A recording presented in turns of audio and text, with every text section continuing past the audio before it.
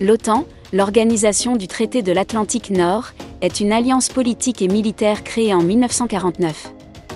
Elle est née dans le contexte de la guerre froide pour contrer l'influence de l'Union soviétique et garantir la sécurité collective de ses membres. Historiquement, l'OTAN a été créée en réponse à la menace perçue de l'expansionnisme soviétique en Europe de l'Ouest après la Seconde Guerre mondiale. Son objectif principal était de fournir une défense collective aux pays membres et de dissuader toute agression de la part de l'Union soviétique. Le traité fondateur de l'OTAN stipule que si l'un des membres est attaqué, les autres membres doivent lui porter assistance. Pendant la guerre froide, l'OTAN a joué un rôle central dans le maintien de la stabilité en Europe. L'Alliance a mis en place des mesures de dissuasion, telles que le déploiement de troupes et d'armements conventionnels, ainsi que le développement de l'arme nucléaire pour dissuader une agression soviétique. Après la fin de la guerre froide et l'effondrement de l'Union soviétique, l'OTAN a élargi son champ d'action. Elle a accueilli de nouveaux membres, principalement des pays d'Europe de l'Est qui étaient auparavant sous l'influence soviétique. L'OTAN a également élargi son rôle en participant à des opérations de maintien de la paix et de gestion des crises en dehors de son territoire, notamment en Afghanistan, en Libye et dans les Balkans. L'OTAN dispose d'une capacité militaire significative en raison de ses membres et de leurs ressources combinées. Voici quelques éléments clés de la capacité militaire de l'OTAN.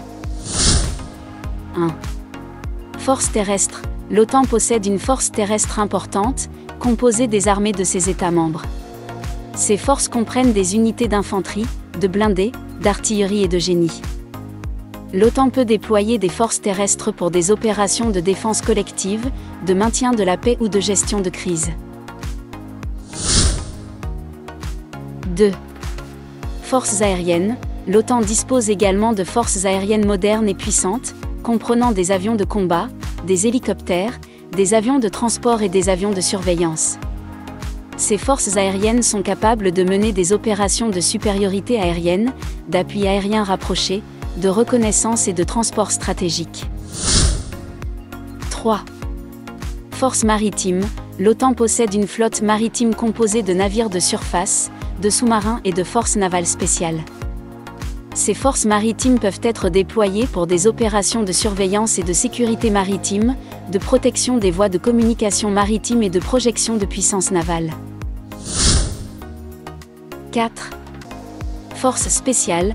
L'OTAN dispose de forces spéciales hautement entraînées et spécialisées, capables de mener des opérations de renseignement, de reconnaissance, de contre-terrorisme et d'autres. 5. Capacité nucléaire. L'OTAN compte également des États membres dotés d'armes nucléaires, principalement les États-Unis. Bien que l'OTAN ait une politique de dissuasion nucléaire, elle s'engage également dans le processus de désarmement nucléaire et encourage le désarmement multilatéral. L'Alliance effectue régulièrement des exercices militaires pour renforcer l'interopérabilité entre les forces des différents pays membres. Il est important de noter que la capacité militaire de l'OTAN dépend de la volonté politique des États membres de contribuer aux opérations et aux ressources nécessaires. Les pays membres consacrent des ressources financières et humaines à l'Alliance, et leur niveau d'engagement peut varier en fonction des circonstances et des priorités nationales. Cependant, l'OTAN a également été critiquée pour certaines défaillances et controverses. Certains estiment que l'OTAN a perdu sa raison d'être après la fin de la guerre froide et que son élargissement dans les pays d'Europe de l'Est a contribué à une nouvelle tension avec la Russie. Les opérations militaires menées par l'OTAN en dehors de son territoire, comme en Afghanistan et en Libye, ont été critiquées pour leur coût élevé, leur efficacité limitée.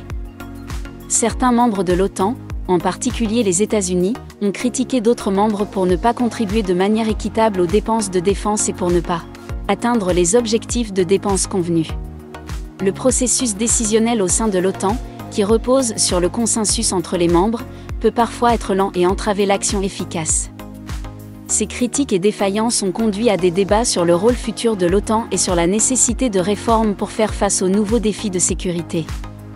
Certains appellent à un renforcement de l'Alliance, tandis que d'autres soutiennent qu'une refonte plus fondamentale est nécessaire pour adapter l'OTAN aux réalités géopolitiques contemporaines.